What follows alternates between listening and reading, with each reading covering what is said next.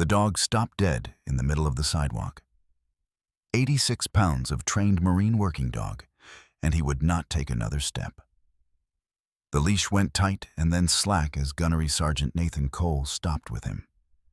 And around them, the Veterans Day crowd kept moving toward the parade route, coats and coffee and breath fogging in the November cold. None of them noticing the German shepherd who had locked up like a held breath.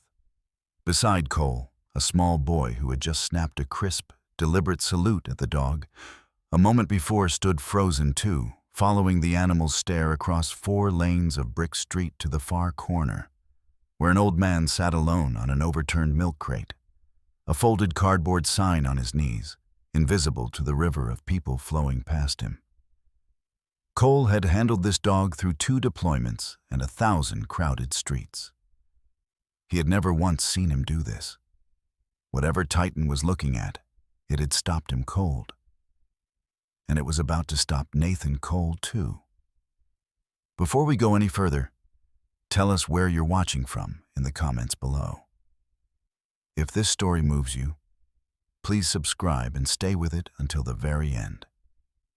We read every single comment, and we'd love to know how far this one travels tonight. Gunnery Sergeant Nathan Cole was 39 years old and carried himself with the kind of contained quiet that never fully leaves men who have spent their lives 1 bad second from everything. He was just under 6 feet, built lean and durable rather than large, with sandy hair clipped high and tight and a jaw that had gone unshaven for the long holiday weekend. There was a scar that ran through his left eyebrow where it had healed white, and a slight favoring in his right knee that showed only when the cold got into it, which in Cedar Springs in late November was always. His eyes were a flat, weathered hazel that moved across a street the way other men's eyes move across a page, reading it top to bottom, exits and hands and faces, without ever quite deciding to. Not unkind eyes. Just eyes that had stopped being able to look at a crowd and see only a crowd. He had served 14 years in the United States Marine Corps, the last 9 of them as a military working dog handler. 2 tours through Helmand Province, one of them in Sangin in a season he didn't talk about, where a dog he'd loved had walked point down a road so the men behind him could walk it second.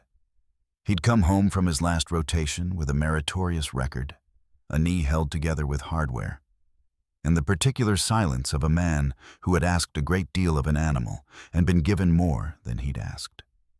He'd come to Cedar Springs for a fellow Marine's wedding and stayed through the holiday because the town did Veterans Day the old way, a real parade. School children on the curb, a banner across Main Street. And Cole had thought this once, that he wanted to stand in a crowd that still remembered. Titan was the reason he could stand in crowds at all. The dog was a 7-year-old German shepherd. 86 pounds of black saddle over deep tan, his coat dense enough to hold the morning's frost without it ever reaching skin. A line of scar tissue crossed the bridge of his muzzle, where a wire had caught him during a compound search, healed pale beneath the fur. He moved with the clean, deliberate economy of an animal who had learned long ago the difference between noise and threat, and he did not waste himself on either. Cole had fought 11 months of paperwork to adopt him out of the program when the dog's working days ended. And in all the time since, Titan had never once locked up over something that turned out to be nothing, which was why the back of Cole's neck had gone cold the moment the leash did. Cedar Springs on that morning was all brick and bunting, a main street that hadn't changed its bones in 70 years. Dressed up for the holiday under a sky the color of a nickel. The air had the thin, biting edge that comes the first week the furnaces really run. And it smelled of cold concrete and cinnamon from the bakery, and the faint diesel of the fire engine idling at the head of the parade. Somewhere a high school band was tuning. It was the kind of small, decent place that makes a man believe, for an hour, that the country he served still exists in pockets. And on its prettiest corner, beneath a banner that read, "Honor Our Heroes," An old man no one would look at sat freezing on a milk crate. And a dog 3 years out of the war had stopped breathing at the sight of him. The man who owned that corner, who owned most of the block, went by Derek Kane. He had come to Cedar Springs with money from somewhere out of state, and a phrase he repeated at every council meeting: downtown revitalization. He'd bought up half of Maine, raised the rents until the old hardware store and the barber both folded, and put his own people on the business improvement district that had quietly hired its own private patrol and leaned on the city's lone code enforcement officer until the man did what he was told. Kane did not like what he called vagrancy on his frontage. Over 2 years he had seen 6 homeless veterans moved off that block, cited, trespassed, their belongings hauled to the dump as abandoned property. One of them arrested on the morning of his own VA appointment. The city looked the other way because Kane's name was on the new fountain and on the mayor's donor list. He'd said it himself, to a reporter who'd asked one uncomfortable question. Compassion is fine, but nobody's going to spend money on a street that looks like a shelter. These people need to be somewhere. It just isn't going to be my sidewalk. He said it smiling. The quote ran once and was never followed up. The old man on the crate was named Raymond Doyle, and he had once been a gunnery sergeant in the United States Marine Corps. He was 73 years old. He sat straight-backed, even in the cold. His boots squared, his few belongings folded with a precision that 30 years of barracks life never lets a man unlearn. And on his head, faded almost gray, was a ball cap that read, USMC War Dogs. He did not beg. The sign on his knees said, only will work. Veteran. He had been a military working dog trainer, one of the best the Corps ever produced, for 31 years, at Lackland and then at Pendleton, where he had taken green, half-wild shepherds and Malinois and built them into the animals that walked point ahead of young men in 3 different wars. He had buried his wife the year he retired, and his pension had been swallowed 2 years after that by a medical debt and a stroke that took some of his words and most of his savings. He had been on the street for 14 months. He never told anyone what he had been. He had decided that the men he'd trained and the men who walked behind them were the heroes, and that a hero is the last thing a forgotten old man on a corner gets to call himself. Titan pulled. Not a lunge.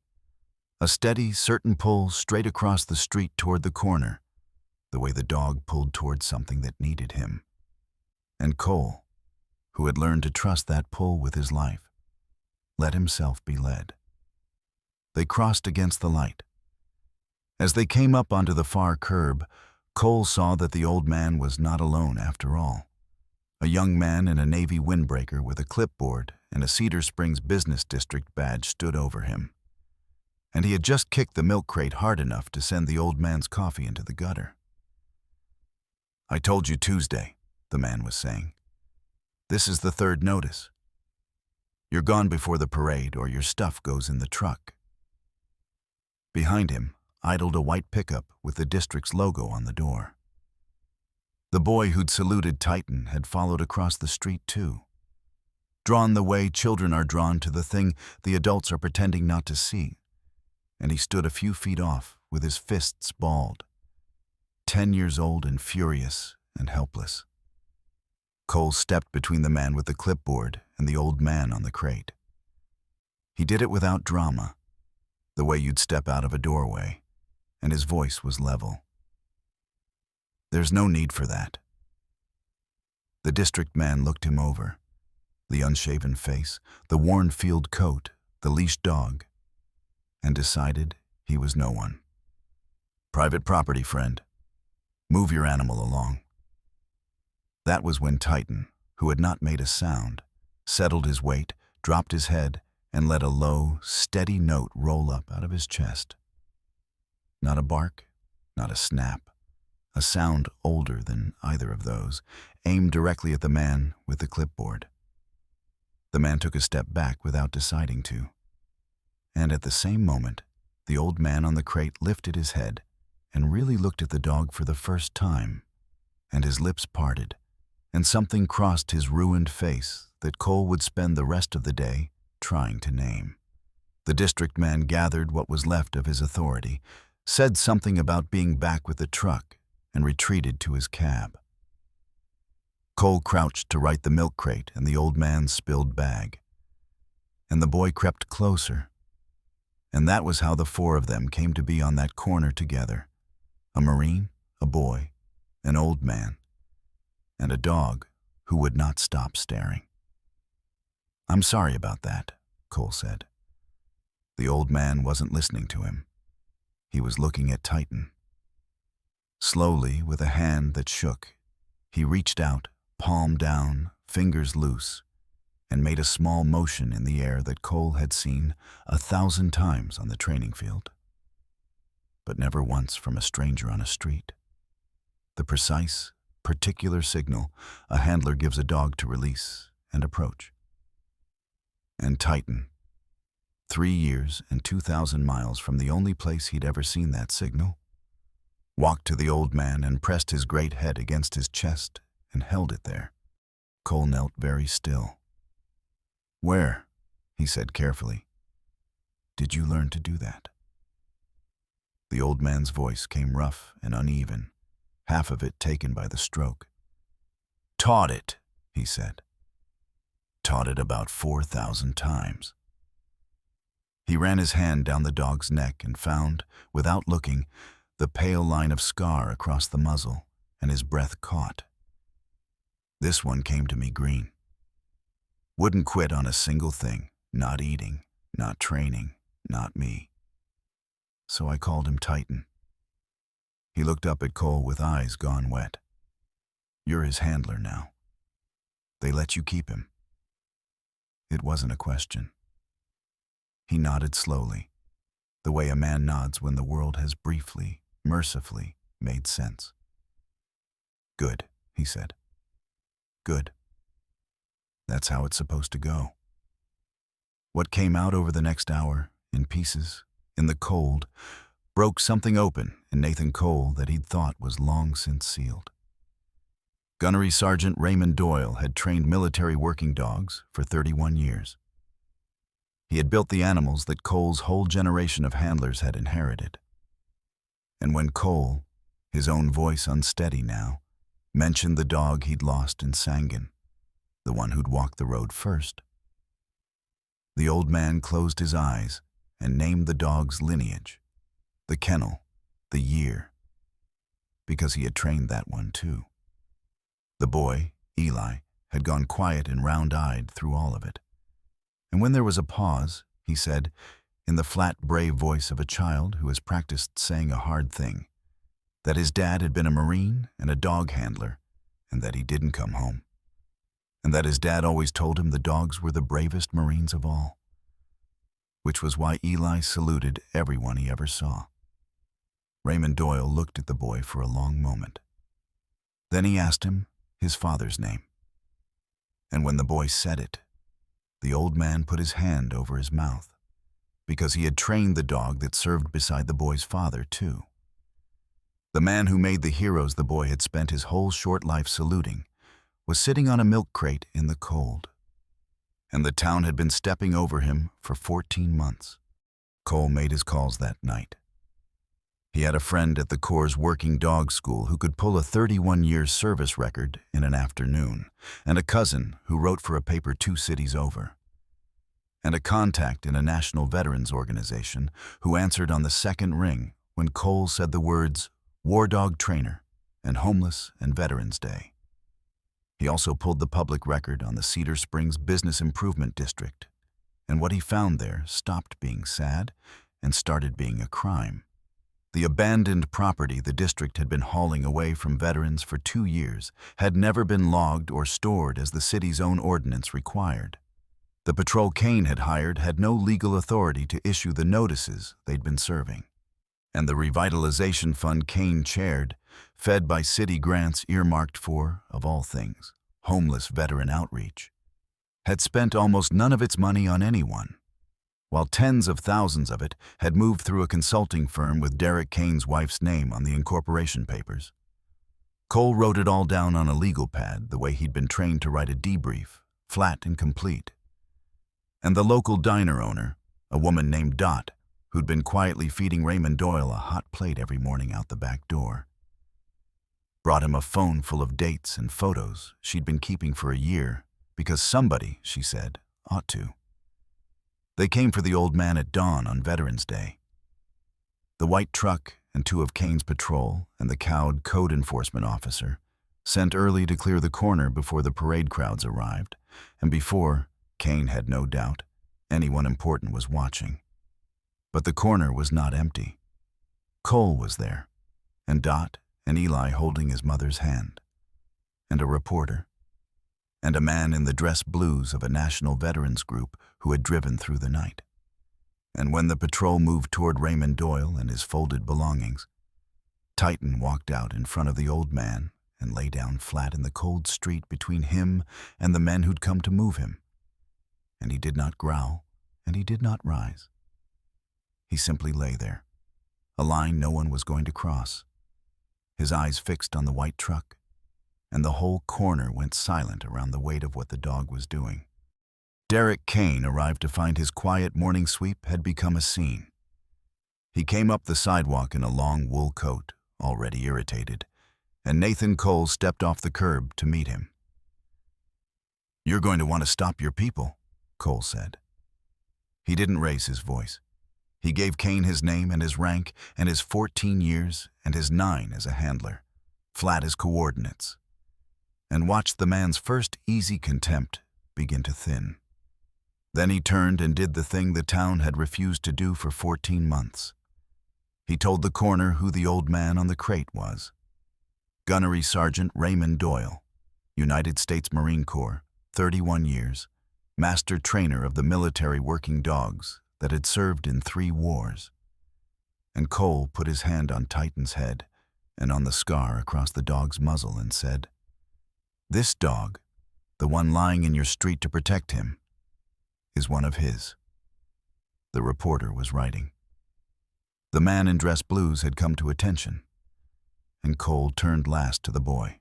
"And the dog that served beside this young man's father," he said quietly. "The Marine who didn't come home. He trained that one too." Then he laid out the rest for Derek Kane, calmly, in front of everyone, the way you read a charge sheet.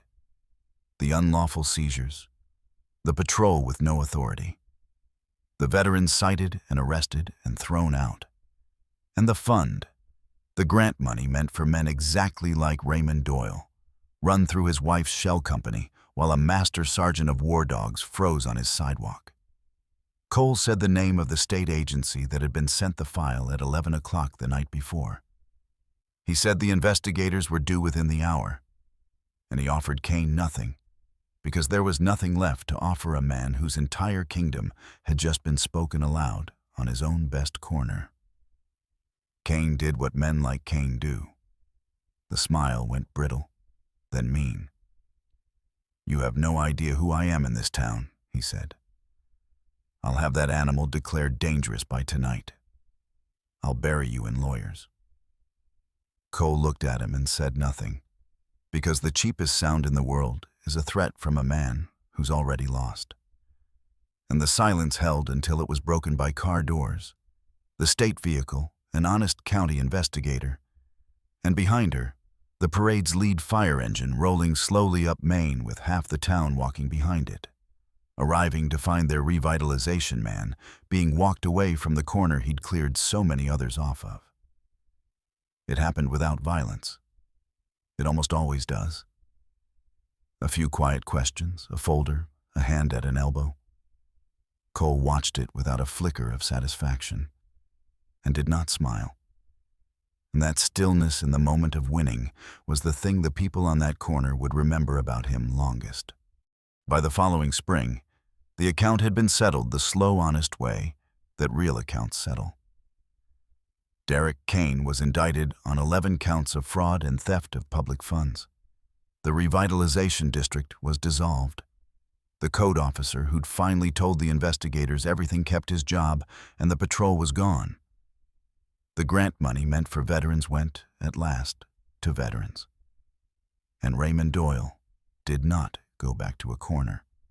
The national organization that sent the man in dress blues moved him into a veterans' residence on the edge of Cedar Springs with a window that looked east toward the hills, and the town that had stepped over him for 14 months discovered, all at once and with the particular shame that turns into kindness, that it could not do enough for him.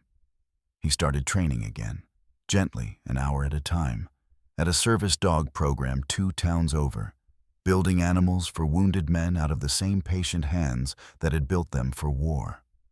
On a warm gold evening that July, Nathan Cole sat on the residence's back porch with a cup of coffee going cold in his hand, and watched Titan tear across the lawn after a tennis ball that Eli kept throwing, the boy laughing, the dog barking with the pure, uncomplicated joy of an animal who has decided the world is finally safe. Raymond Doyle sat in the other chair with a blanket over his knees and watched the dog he'd named run free in the last of the light. And Eli came and sat on the porch step at the old gunny's feet to hear again the story of the dog that had walked beside his father. When the boy stood to go, he turned and snapped his small, crisp salute. Not at the dog this time, but at the old man in the chair. Raymond Doyle returned it, slow and exact. 31 years of muscle remembering how. Titan trotted up the steps, circled once, and lay down across both their feet, and his tail moved twice against the boards. And then he was still, the way a dog is still when there is finally nothing left in the world worth guarding against. Sometimes the people who make our heroes become invisible the moment the heroes go marching by. Sometimes the man who taught 1,000 dogs to be brave ends up on a cold corner where a whole town has learned not to look. And it takes the memory of one of those dogs, a loyalty that does not check a man's bank account or his address before it decides he is worth crossing the street for, to make us see him again. We salute the uniform and forget the hands that prepared it. But God keeps a longer account than we do. He does not always repay a quiet faithfulness on the timetable we would choose. But he has a way of sending it back across the years in a form we never expected. A boy's salute, a dog's memory, a stranger who refuses to step over what everyone else stepped past. No kindness given in the dark is ever truly lost.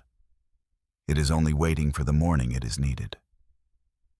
If this story touched your heart, share it with someone who needs to be reminded that the good they do unseen is never wasted.